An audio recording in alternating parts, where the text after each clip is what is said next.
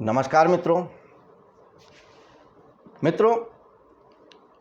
जैसा कि आप लोगों को याद ही होगा कि हम लोग भगवत गीता के तीसरे अध्याय यानी कर्मयोग पे चर्चा कर रहे हैं।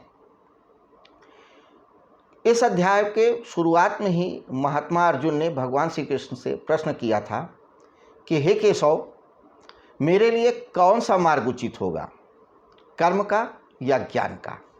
क्योंकि पहले अध्याय में उन्होंने ज्ञान योग की शिक्षा दी थी और फिर निष्काम कर्म योग की। लिहाजा महात्मा अर्जुन कंफ्यूज हो गए थे। उन्हें समझ में नहीं आ रहा था कि वो कौन सा मार्ग अपनाएं। हालांकि उन्हें सांख्य का मार्ग आकर्षित कर रहा था। क्यों? क्योंकि सांख्य के मार्ग के अनुसार युद्ध करना पाप था, अपनों को मारना पाप है। लिहाजा वो उससे बचना चाहते थे, एस्केपिंग। और चूंकि वो निर्णय भी ले चुके थे कि हमें युद्ध नहीं करना, इसलिए भी उन्हें ज्ञान का मार्ग ठीक पड़ रहा था। जबकि भगवान श्री कृष्ण उन्हें अंदर से देख रहे थे। वो मनोवैज्ञानिकों के भी मनोवैज्ञानिक थे।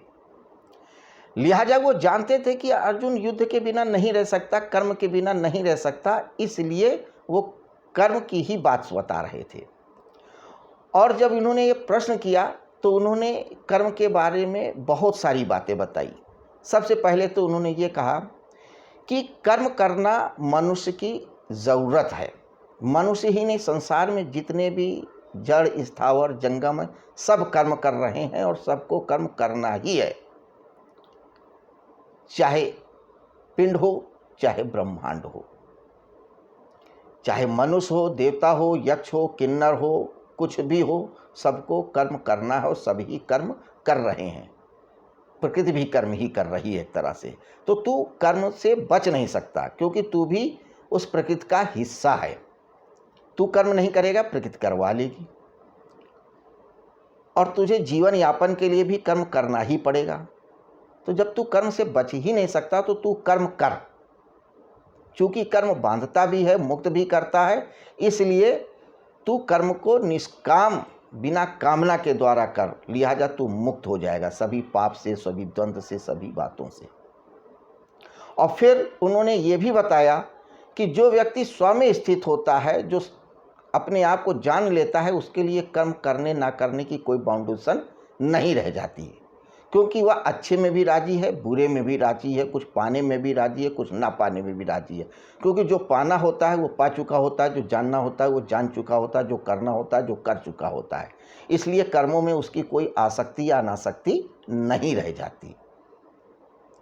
अगर तू उस स्थिति में है तो तू मत कर्म कर, वरना तू कर्म कर। अब आगे कुछ और उदाहरण भी देते हैं कि देख, तू ही नहीं, अगर समाज की बात कर रहा है, जिस पृथ्वी लोक में तू रह रहा है, वहां पर भी अगर देख तो सभी ने कर्म किया। तो क्या कहते हैं, आइए हम देखते हैं। कहते हैं, कर्मणैव ही संसिद्धम अस्थिता जनकादया लोक संग्रह मेवापि संपश्यन कर्तुम अर्हसि। राजा जनक जैसे महापुरुष भी कर्मयोग के द्वारा ही परम सिद्ध को प्राप्त हुए थे। कर्मणैव संसिद्धम अस्थिता जनकादया, राजा जनक जैसे भी परमात्मा में स्थित हुए थे कर्म करके ही, बिना कर्म करे ही वो स्थित नहीं हुए थे। यह कहा जाता है राजा जनक विदेह थे, देह में रहते हुए भी देह में नहीं थे, कर्म करते हुए भी कर्म नहीं करते थे, क्योंकि वह सामयिक स्थित थे। तो जब राजा जनक जैसे लोगों ने भी कर्म किया, बिना कर्म किए उनका भी त्राण नहीं हुआ, तो तू कर। अब देखिए, सोचने वाली बात यह है कि इन्होंने जो उदाहरण दिया भगवान श्री कृष्ण ने राजा जनक का दिया। क्यों दिया, समझिए। एक तो राजा जनक स्वयं भी राजा थे, क्षत्रिय थे। अर्जुन भी राजकुल से था, वो भी राजा ही थे, कई राज्यों के थे, राजा तुल्य ही थे। भले ही गद्दी में युधिष्ठिर थे, लेकिन वो भी राजा थे। तो तू क्षत्रिय है, राजा जनक भी क्षत्रिय, इसलिए भी तू कर्म कर। तो राजा जनक जैसे देह में रहते हुए भी विदेह हो गए, कर्म करके भी कर्म से लिप्त नहीं हुए, इसलिए तू कर्म कर। क्योंकि कर्म लोक संग्रह के, समाज के लिए भी जरूरी है। लोक संग्रह को देखते हुए भी तू निष्काम भाव से कर्म करने के ही योग्य है, अर्थात अवश्य करना चाहिए। अगर सामाजिक दृष्टिकोण से देखा जाए तो तू क्षत्रिय है, तुझे तो कर्म करना ही चाहिए, और तू उस योग्य है भी कि तू इस कर्म को कर सकता है, इसलिए भी कर। अयोग्य होता, नहीं करता तो चलता, लेकिन तू योग्य है। भगवान श्री कृष्ण अर्जुन के मॉरल को थोड़ा बढ़ा रहे हैं। क्यों? मॉरली बड़े डिप्रेस हो गए थे, अपने क्षत्रित्व को भूल से गए थे, उस पर उनका कॉन्फिडेंस नहीं रह गया था, डोल गया था। तो इसलिए मॉरली थोड़ा बूस्टअप कर रहे थे कि तू इस योग्य है कि तू ये कार्य कर सकता है, तू युद्ध को सही तरीके से अंजाम कर सकता है, और ये तेरा कर्म भी है, शास्त्र सम्मत भी और परिस्थिति जन्य भी, इसलिए तू कर, क्योंकि सब ने किया है। आगे इसी बात को और पुष्ट कर रहे हैं। क्या कहते हैं? यद्यदाचरते श्रेष्ठ तत्व देवतरो जना सा यत् प्रमाणम कुर्ते लोकस तदनुवर्तते। बहुत महत्वपूर्ण बात कह रहे हैं। यद्यदाचरते श्रेष्ठ तत्व देवतरो जना सा यत् प्रमाणम कुर्ते लोकस तदनुवर्तते। श्रेष्ठ मनुष्य जो जो आचरण करता है, दूसरे मनुष्य भी वैसा वैसा ही आचरण करते हैं। जो कुछ प्रमाण कर देता है, दूसरे मनुष्य उसी के अनुसार आचरण करते हैं। समझिए, समाज में जो श्रेष्ठ होता है, जो ऊपर की गद्दी में होता है, वो व्यक्ति, या जिसे आज के समय में हीरो, सुपर हीरो या मॉडल कहा जाता है, जो रोल मॉडल होते हैं, जो वो कर्म करते हैं, समाज उसी को फॉलो करता है। जो सुपर हीरो, जो सुपर मॉडल होते हैं, जैसे कपड़े पहनते हैं, जैसे चलते हैं, जैसे बोलते हैं, जैसे खाते हैं, जैसे अपने आप को व्यक्त करते हैं, जो कार्य करते हैं, लोग उसका अनुसरण करते हैं। गांधी जी ने सत्य अहिंसा का पालन किया, लाखों लोग सत्य अहिंसा के रास्ते में चले गए। तो क्यों ऐसा कह रहे हैं? कि तू समाज में एक स्थिति को लेकर के आया है, या समाज में तुम्हारी एक स्थिति है, एक इज्जत है, एक सम्मान है, एक मान मर्यादा है। बहुत सारे लोग तुमको अपना रोल मॉडल मानते हैं, लोग तुम्हें श्रेष्ठ समझते हैं, लोग तुम्हें आदर्श समझते हैं, चाहे क्षत्रिय हो, चाहे वैश्य हो, चाहे शूद्र हो, सबकी नज़रें तुम्हारे ऊपर लगी रहती हैं। इसलिए तू जो करेगा वो लोगों के, समाज के ऊपर एक इम्पैक्ट डालेगा। अगर आज तू युद्ध में भाग जाएगा, भगोड़ा हो जाएगा, तो और भी बहुत सारे लोग भाग जाएंगे। इतने लाखों सैनिक हैं, अगर तू ही हार जाएगा तो ये सैनिक भी मन से हार जाएंगे, क्योंकि ये लोग तुम्ही को फॉलो कर रहे हैं। तो तू अगर युद्ध से भाग रहा है तो ये मत समझ कि तू अकेला भागेगा, तुम्हारे साथ लाखों सैनिक भी भाग जाएंगे, वे भी युद्ध से अपना मुख मोड़ लेंगे कि जब अर्जुन ही नहीं लड़ रहा है, अर्जुन को ही युद्ध में कोई रुचि नहीं रह गई है, उसमें कोई सार नहीं दिख रहा है, तो हम क्या करेंगे? जब इतना बड़ा आदमी ऐसा कह रहा है तो हमारी क्या बिसात? तो तू अकेला नहीं होगा फिर युद्ध से भागने वाला, लाखों लोग भागने वाले होंगे। इसलिए तू युद्ध कर, क्योंकि अब यह युद्ध सिर्फ तेरा युद्ध नहीं रह गया है, ये सिर्फ तेरा युद्ध नहीं है, अब ये सत्य का युद्ध हो गया है, ये धर्म का युद्ध हो गया है, ये आन बान शान की बात हो गई है।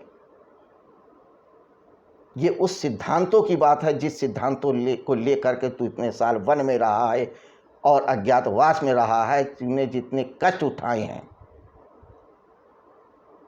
तुझे उस युद्ध को करना चाहिए। इससे प्रतिज्ञा बंधी हुई है द्रौपदी की, तो इसलिए तू युद्ध कर, क्योंकि तेरा कर्म मार्गदर्शन बनेगा और लोगों का। क्योंकि जो श्रेष्ठ लोग करते हैं, जो बड़े लोग करते हैं, आदर्श वाले करते हैं, लोग उसी को फॉलो करते हैं। इसलिए भी तू युद्ध कर। एक और पॉइंट उन्होंने दिया कर्म करने के लिए। तो आप और हम कोई भी हो, अगर हम अपने घर में श्रेष्ठ हैं तो हम वो आचरण करें जो हमसे देख करके अनुज लोग सीखते हैं, छोटे लोग सीखते हैं। हम वो कार्य ना करें जो छोटे लोगों से हम एक्सपेक्ट नहीं करते हैं। अगर हम समाज में श्रेष्ठ हैं तो समाज के लिए वैसा आदर्श प्रस्तुत करें जो उचित हो, शास्त्र सम्मत हो, न्याय संगत हो और समय के अनुसार हो। और अब क्या कहते हैं, अभी तो उन्होंने राजा जनक की बात कही, श्रेष्ठ व्यक्तियों की बात कही, यहाँ तक कि अब वो अपने लिए भी कह रहे हैं कि ना मे पार्थास्ति कर्तव्यम त्रिषु लोकेषु किंचन नान वाप्तव्यम अवाप्तव्यम वर्त एव चा कर्मणि। ना मे पार्थास्ति कर्तव्यम, हे पार्थ, मेरे लिए अब कोई ऐसा कर्तव्य नहीं, कोई ऐसा कार्य नहीं है त्रिषु लोकेषु, तीनों लोक में, चाहे पृथ्वी लोक हो, चाहे आकाश लोक हो, चाहे पाताल लोक हो, तीनों लोकों में कोई ऐसा कार्य नहीं है जो मेरे को करने का बाकी रह गया हो। नान वाप्तव्यम अवाप्तव्यम वर्त एव चा कर्माणि, और कोई ऐसी चीज़ नहीं है जो मुझे प्राप्त करनी हो। सब कुछ प्राप्त है, कुछ अप्राप्य नहीं है। तो ना ऐसा कुछ है जो मैंने जाना नहीं है या जानना है, कुछ ऐसा कर्म नहीं है जिसे मुझे करना हो, और कुछ ऐसा पाना नहीं है जो मैंने ना पाया हो। फिर भी मैं कर्म कर रहा हूँ। हे पार्थ, मुझे तीनों लोकों में ना तो कुछ कर्तव्य है और न कोई प्राप्त करने वाली वस्तु है। अप्राप्त है तो कर्तव्य में ही लगा रहता हूँ, फिर भी मैं कर्म कर रहा हूँ, फिर भी मैं तेरे साथ युद्ध में खड़ा हूँ, तेरा रथ हाँक रहा हूँ, तुझे समझा रहा हूँ। कर्म ही था कि मैंने कंस को मारा, कंस ही है कि मैंने बकासुर को मारा, कंस ही था कि मैंने गोवर्धन पर्वत को उठा लिया। कर्म ही था मेरा जिसको कि मैं दुर्योधन और धृतराष्ट्र को समझाने के लिए गया था। मुझे क्या ज़रूरत थी कि मैं दुर्योधन और धृतराष्ट्र को समझाने जाता, लेकिन मैं गया। क्या ज़रूरत है मैं तेरा रथ हाँकूँ? कोई ज़रूरत नहीं है। मैं अपने बैकुंठ में बैठा रह सकता हूँ, मैं किसी जो है कालिंदी कुंज में बांसुरी बजाता रह सकता हूँ, मैं किसी राधा के साथ रास रचाता रह सकता हूँ, कोई ज़रूरत नहीं थी। लेकिन फिर भी मैं हूँ तुम्हारे साथ युद्ध में खड़ा हूँ, कंधे से कंधा लगा करके, तुम्हारा रथ हाँकता हुआ, तुम्हारा ड्राइवर बनकर। क्यों? क्योंकि जैसा मैं करूँगा वैसा ही संसार करेगा, भले ही मुझे कुछ पाना हो ना पाना हो। अगर पाने के लिए अगर किया तो मुझ में और सामान्य व्यक्ति में अंतर क्या रह जाएगा? तो कर्म से ही संसार बना है, कर्म प्रधान विश्व रचि राखा। ये सारा पसारा कर्म की वजह से ही है।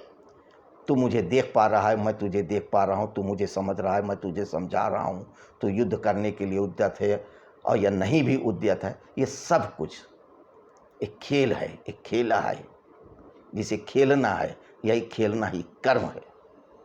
तो तू कर्म कर, तू मुझे देख, मत देख राजा जनक को, मत देख औरों को, मत देख शास्त्रों को, मत सुन पंडितों की, कम से कम मेरी बात तो सुन। और मेरी बात तू इसलिए सुन क्यों? क्योंकि मैं तेरा सखा हूँ, तेरा मित्र हूँ, तेरा रिश्तेदार हूँ, और अब तो तूने मुझको गुरु भी मान लिया है, और तूने मुझसे खुद कहा है कि मुझे वो बताइए जो मेरे लिए श्रेयस्कर हो। इसलिए तू मेरी बात सुन और मुझे देख, मुझे समझ, और अगर मैं कर्म कर सकता हूं तो तू कर्म क्यों नहीं कर सकता? देखिए कितनी खूबसूरती से समझा रही हैं। पहले कर्म की परत दर परत व्याख्या करते हैं, उसकी करने ना करने की विशेषता बताते हैं, क्यों करें और क्यों ना करें, कर्म करने से फ़ायदा क्या, कर्म ना करने से नुकसान का, कर्म क्यों करें और कर्म क्यों ना करें, कर्म किसने किसने किया, फिर स्वयं पे अप्लाई किया। ऐसा उपदेश नहीं कर रहे हैं जो स्वयं नहीं कर रहे हों, वो ऐसे गुरु नहीं हैं कि जो खुद गुड़ खाते हों दूसरे को गुलगुला या गुड़ खाने से मना कर रहे हों। चूंकि वो स्वयं कर्म कर रहे हैं इसलिए वो कर्म करने की बात कह रहे हैं। हे अर्जुन, तो उठ, तीर और कमान उठा और युद्ध कर। ये तो एक सामान्य बात हुई, शब्दार्थ हुआ। तात्विक अर्थाभाव देखिए, हमने क्या कहा है कि भगवत गीता मन का विज्ञान है। इसमें जो युद्ध है वो बाहर का युद्ध रहा होगा, लेकिन अंदर के युद्ध की बात है। ये अर्जुन, ये कृष्ण, ये धृतराष्ट्र, ये दुर्योधन, ये दुशासन, ये द्रौपदी, ये कुंती, ये कर्ण, ये कौरव, ये तीर, ये धनुष, सब हमारे ही अंदर है। अर्जुन का अर्थ होता है टेढ़ा मेढ़ा, तिरछा। अर्जुन तिरछे हैं, हिलते डुलते हैं। एक बात और, उनका तीर धनुष ही उनका क्या है, मुख्य आयुध है। अर्जुन धनुष चलाते हैं। जो तंत्र शास्त्र में जाते हैं वो जानते हैं, कुंडलिनी साधना करते हैं। कुंडलिनी यानी जो हमारी रीढ़ की हड्डी, स्पाइनल कार्ड भी धनुष के आकार की होती है। तो उसमें उस हमारी स्पाइनल कार्ड में जो शक्ति है, जो ऊर्जा है, उसको जगाना होता है, उसको तानना होता है, मन की शक्तियों को जगाना होता है, संकल्प का तीर चलाना होता है। तो ये अर्जुन हमारे अंदर है, ये कृष्ण भी हमारे अंदर है। तो भगवत गीता के इन तत्वों पे भी हम चर्चा करेंगे, लेकिन फिलहाल अभी हम भावार्थ पे ज़्यादा जोर दे रहे हैं। शब्दार्थ और तत्वार्थ पे फिर धीरे धीरे हम चर्चा करते रहेंगे, क्योंकि एक बार थोड़ी सी समझ विकसित हो जाना जरूरी है। जब हम एक सामान्य समझ विकसित कर लेते हैं तो हम विशिष्ट समझ पे आसानी से जा सकते हैं। तो अभी हम शब्दार्थ पे ज़्यादा चर्चा कर रहे हैं, क्योंकि एक समझ तो विकसित हो कि भगवत गीता है क्या, इसमें कहा क्या गया है, इसमें कहना क्या चाहते हैं भगवान श्री कृष्ण, समझाना क्या चाहते हैं, अर्जुन की समस्या क्या है। क्योंकि जब तक हम अर्जुन को नहीं समझेंगे खुद को नहीं समझ सकते हैं, जब तक कृष्ण को नहीं समझेंगे सत्य को नहीं समझ सकते हैं। तो अभी हम शब्दार्थ की बात करें तो शब्दार्थ में अभी हमने यही समझा कि कर्म हमें करना ही चाहिए, कर्म से भागना ही नहीं है। और कैसा कर्म? कर्म विदाउट कामना, without desire, action without desire. तो मित्रों, आज की चर्चा यहीं पे, बाकी आगे भगवान श्री कृष्ण क्या समझाते हैं ये हम कल की चर्चा में देखेंगे। महाशिवरात्रि की आप सबको ढेरों शुभकामनाएं। नमस्कार।